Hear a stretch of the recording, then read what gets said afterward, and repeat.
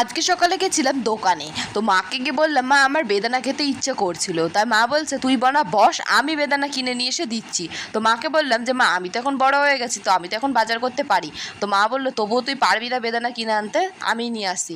তো মায়ের কথা আমি শুনিনি, তো বেদানাটা আমি কিনে নিয়ে এসেছি বাড়িতে। তো 500 গ্রাম বেদানা আমি 200 টাকা দিয়ে কিনেছি। তো 200 টাকাতে তো কিনেছি বন্ধুরা। তারপরে যেটা হয়েছে, বেদানাগুলো কিন্তু একটা বেদানাও যদি কিন্তু ভালো থাকে, তো বেদানাগুলো বাচ্চা দিয়ে এরকম করে আমি কেটে কুটে নিয়ে এসে দেখো পুরোটাই পচা বেদানাগুলো দিয়ে দিয়েছে। তো দোকানদারকে বললাম যে কাকু, আমাকে বেদানাগুলো কিন্তু ভালো দেখে দেবে, কিন্তু বাড়িতে নিয়ে এসে এরকম যে বেদানাগুলো খারাপ হয়ে যাবে, মানে সকালবেলা নিয়ে এসেছি আর বিকালবেলা কেটেছি, তার মধ্যে বেদানাগুলো নষ্ট হয়ে গেছিলো।